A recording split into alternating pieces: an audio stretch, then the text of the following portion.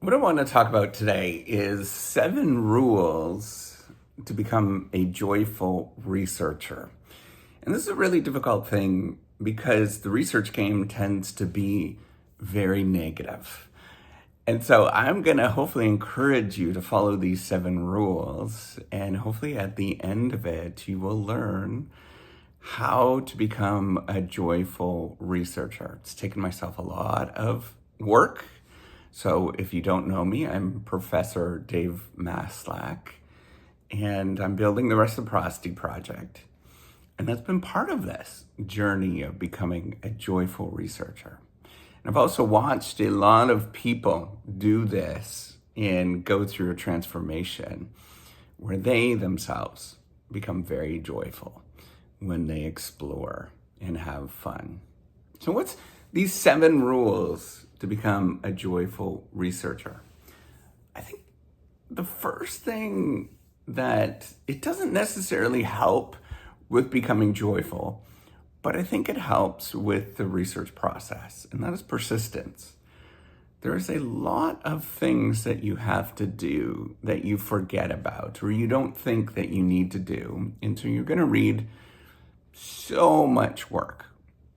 So the general rule is that you expect at least that, this is my experience, and I think it's almost everybody, and they're going to tell you otherwise, but you probably read about 200 pages a day. And then you have to write, 10 pages a day.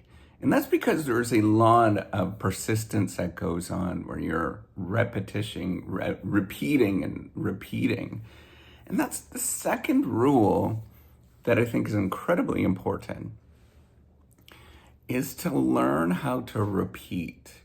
So part of the process of being a good researcher is not just discovering something as if it kind of exists. That's not the story. The story is actually you creating and learning about something that we didn't know about before. And so you create this idea. This is completely new that nobody else has thought about. Not only that, you have to learn how to do this. So if you've done anything where you've learned something, maybe it's learning a new language or getting some competency in mathematics or something along those lines, what you realize is that that does not happen in a year. That often happens in 4, 5, 6, 7, 8 years by the time that you get competency in those particular things. And that is repeating every single day. And that is making sure that you repeat and repeat and repeat. So you're going to get very bored with the process. There's a lot of boredom that comes with it, just like learning a new language. But you push yourself through this, repeating and repeating and repeating. It'll be the same actions over and over and over again. This repetition is incredibly important for you to discover something that nobody else has discovered. Now, this is the third thing that I think is incredibly important. The third rule to become a joyful researcher. And this is the thing that's taken me a lot of work, and I'm still working at this. I've been doing this for 20 years. I'm still working at this. And that is forgiveness. And I know that seems like it's something that's silly, and it seems like it's kind of extraneous to the topic, but it's actually at the heart of it. You have to learn to forgive your past self. You have to learn that everything that you've done can be erased, and it's okay. You have to learn to forgive yourself when you get rejection after rejection after rejection. You have to learn to say that I'm good enough at any given moment.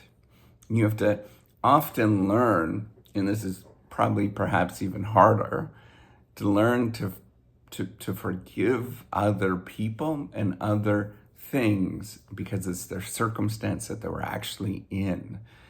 And so they were abiding by a system in which they thought was actually the truth, and they didn't see that you saw something differently.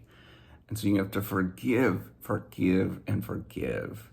and And it's very difficult because you spend so much time working at something. You think you know the right thing, but it's often not knowing the right thing that is the key issue. Nobody knows what the right thing is. There is no true answer that exists out there. And so you have to learn to forgive yourself for not knowing that true answer, and learn to forgive other people when they don't see it and they blame you for not knowing that true answer. Now, I think this is a critical thing that turns you from a good researcher to a joyful researcher. The next rule is incredibly important.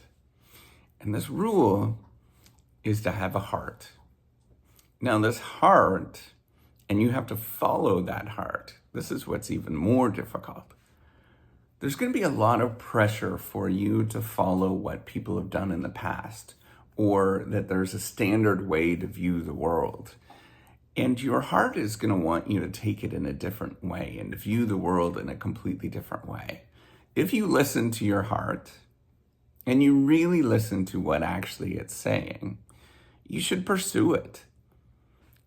And particularly if you have a heart of gold. I know that all of this is so wishy-washy, but if you view the world as if part of what we actually do is viewing the world as if we are molding it in terms of what we actually want, there is some amount of thinking about justice along the way of what it means to have a better world.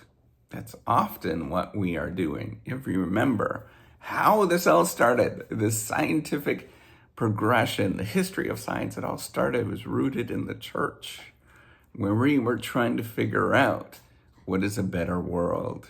And so you have to come into it not devoid of that and think about, how am I going to create a better world? What does that look like? So this might be choosing things that often creates a better world, or that you think creates a better world, and choosing things that you are deeply, deeply interested in because it's the thing that you really, really want to do. And nobody else has studied that. So when nobody else has studied that, that's the fundamental definition of what we do as researchers, then everybody's going to criticize you. And so that's where it becomes hard to follow your heart. That's where you say, I just need to follow what I'm actually doing. Now, another rule, and this is the fifth rule of being a joyful researcher, and this is laughing. It's not laughing at, like sitting there and laughing throughout. If you were to listen to me at my desk, you will hear that I swear a lot. I'm always like cursing and frustrated. But I laugh at the stupidity of it all. You have to laugh if you take yourself so seriously and the profession so seriously. You will never make any progress because you're going to view the world as hard and solid and you can't change anything, and this is the way it actually is. But if you laugh at the stupidity of it all and you just think it's just silly, it's serious and deeply serious, but it's also deeply silly because people take it so seriously. And the only way that you can remove yourself, at least in my view, and be joyful with it so that you can actually make some progress, is just to laugh at the silliness of it all. There are these arbitrary rules that nobody understands why we still use. There's all these rules of thumb that frankly are outdated for decades, and we still comply with them. And so we have to laugh at all of the silliness that goes on behind the scenes in terms of what this actually means. Otherwise, you're going to get frustrated. Otherwise, you are going to get angry because there is all of this silliness that actually exists. And so you just have to laugh. That's it. You have to laugh at the stupidity of it all. Otherwise, it eats you up. Now, if you notice, I'm missing something that I haven't talked about just yet. And this is something that often people think about is the first thing. And this is curiosity. This is where you look at the world and just ponder. And the way that I like to describe it, it's like when you are 3 or 4 or 5 years old, every kid sits and ponders and looks and stares at a mud puddle. Everyone. And you have to get back to where you were when you were 3 or 4 or 5 years old and stare at that mud puddle and just wonder what's going on behind the scenes in that mud puddle. What are the possibilities? Look at it. Try to understand it. Think about how you can change it. Just have wonder for the world. Go back to when you were a kid and thinking about what is wonderful to you. Having that curiosity is incredibly important. You know, the last thing that has helped me tremendously is particularly in the last few years to become a more joyful researcher is to detach. Figuring out ways to escape, to detach, to remove myself from everything along the way. I have a tendency, and perhaps you do too, if you're seriously thinking about it, you have a tendency to take yourself so serious all of the time and take everything so serious.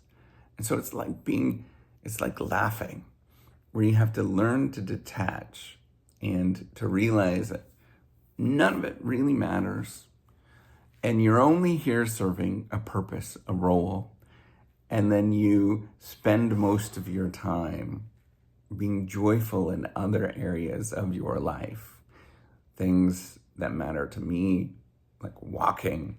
I love swimming, spending time with my family, making sure that I do things that give me energy. All of those things are incredibly important. And if you were to follow these rules, these 7 rules, I think you will soon realize, and none of them happen overnight. It's not one thing that you take and then all of a sudden this happens.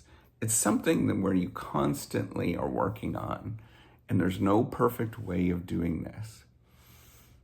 What you'll realize is that sometimes one of them will get out of kilter, and then all of a sudden you have to work on it. And what I've learned along the way is that if you start working on all of these things, I still feel nervous. I still feel like I'm behind. I feel all of those emotions that everybody else feels as a researcher, but I'm getting better. I'm healing from the process where I'm becoming more joyful. And it's fun. It's more fun than I realized by pursuing these things. And it requires so much work where you're just letting the world pass, being joyful with it all, pondering and thinking and being curious and letting everybody else play their games. And you just simply are smiling and goofing around along the way.